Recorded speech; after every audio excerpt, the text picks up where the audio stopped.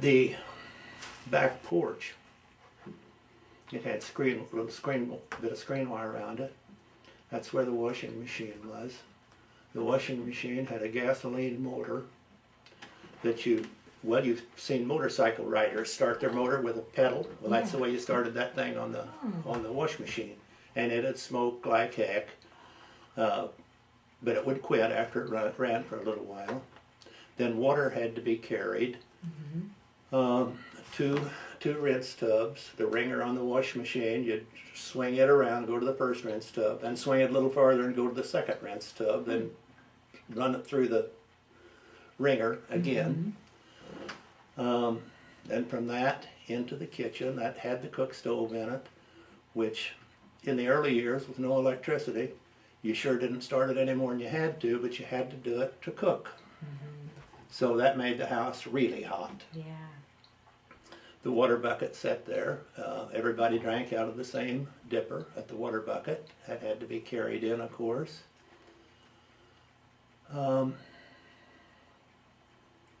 Let's see. I know my grandmother, well, as I said, Dad got 2 for 1 when he married Mom. In her room was really cold. It didn't have any heat at all in it.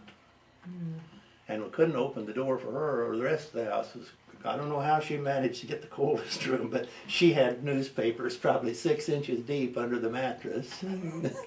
She had a pretty hard time. It was quite a challenge. You can't really. We have so many conveniences. It's hard to imagine what it was without them. All the boys had one room. There was 3 of us, and 2 girls had another room. Of course, they were, by the time I was born, my oldest sister was 10 years older than me, so there wasn't really too many years before. Well, there's still quite a few before she got married and left, and they started dwindling away. But yeah, it was crowded. And when you're the littlest one in the bunch, you're really at a disadvantage because everybody knows they can get away with whatever. Yeah. And that was me. I was the littlest one. Oh my gosh, I know when Grams used to go to the toilet outside, we'd throw corn cobs at it. She'd try to get out the door and we'd hit the side of it with a corn cob again, and she'd just get madder than heck. You have to, you figure out things to get a little bit of a laugh out of. She sure didn't laugh. Boy, she'd get mad. Well, I had 3 choices in the grocery store: candy, a bottle of soda, or ice cream. And I'd think all week what I was going to spend it on. And then after I got it spent, I was wishing I'd have got either one of the other 2, because I knew it'd be a long time. I guess you're never satisfied. That's true. That's true. And the ice cream was dipped out of containers that were about that tall. And we'd always check the containers. That was a first priority, to open the lid and take a look in those containers to see how much was in them, because you could buy it from the grocery store guy. If there was just a little bit in the bottom, he'd sell it to you for a nickel, and you could maybe have enough for 3 or 4 ice cream cones. He didn't want to reach down to his shoulder, and that was always priority, to take a look in those ice cream things to see if there was one with just a little bit in it that you might be able to buy. Oh, that's a good idea. Yeah, that went on for years. Gosh. Boy, we got every last drop out. Right. Nothing was wasted. One was in that 2-room school in Wrights. A man and his wife. The wife taught the little room, grades 1 through 4. He taught the big grades, 4 through 8. He was mean. And one day, he was walking around asking people's questions, walking down the little aisles. There wasn't over 10 or 12 of us in the room. But he walked up behind me, and he asked me something. I turned around and said, "Huh?" And he said, "Only pigs," as he yanked me out of the seat by the hair, he said, "Only pigs grunt." And I said to him, "And only babies pull hair." And I knew I'd made a terrible mistake. He slammed me against the wall, hard, hard. My face hit the wall. I was on an outside row. My eyes swelled completely shut. I was a mess. And when I went home, Mom was mad. I'm not sure what was said. She went to see him the next day, but I know one thing: he never treated kids that rough again. So she evidently said the right things.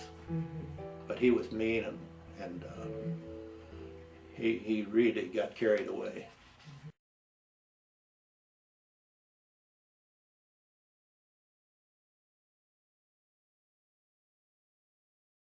Yeah, I went fishing in Apple Creek. Homemade fishing poles. Cut them from long, there's a lot of willows in the creek bottom. Long willow sticks was what the fishing poles were. Always worms for bait. Fishing cork. If you wanted to save money and didn't want to buy a fishing cork, a corn cob, part of a corn cob, about 2 inches of a dry corn cob, with a nail shoved through that soft part that's in the middle, so you get your fishing line through it and tie it. A corn cob works fine as a cork. You didn't have to spend all your money for a fishing cork if you used corn cobs. But I caught a lot of fish and spent a lot of time and had a lot of enjoyment doing it. The stringer you'd put them on didn't have a metal stringer with those snaps on it, like these guys with all the money have.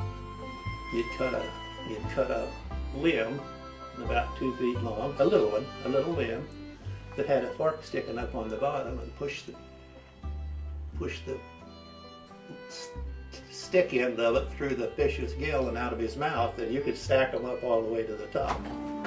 That's what worked for the fish stringer. And you cut that long enough, you can shove it into the mud in the bank, that stick part. Yeah. But you have to be careful. You get too many fish on it, they'll get away from you if you don't have it stuck in the right place. Yeah. Fish stringers that they make now are a lot better, but that's what had to work for me. Okay.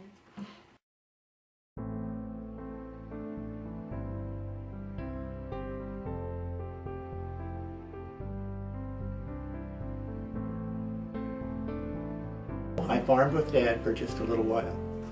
Oh gosh, I almost forgot that, but I believe that he told me that all the expenses, if I wanted to do it, and he wanted me to, I knew. All the expenses was his, and 1/4 of everything we sold was mine, and it was a good deal. It was an excellent deal for me. And that worked until I went in the Army 2 or 3 years later. And I did make quite a few dollars. Then when the Korean War started, I joined the Army and enlisted. That Dad sold the stuff, the cows that we had. We didn't have many cows, but what equipment he had, and then he rented the farm out. But he made a good offer to me. Yeah. Went to Japan. The 24th Infantry Division was practically annihilated in Korea. They were the first division there. They were overrun by the Chinese. And the survivors moved back to Japan, and I was very fortunate. I was a replacement in that, and we were in reserve as a full division for the entire until the entire end of the Korean War. So I stayed in Japan throughout the Korean War, and was very fortunate to the way it turned out. Went to work at the Western Cartridge Company. Came home. Went to work there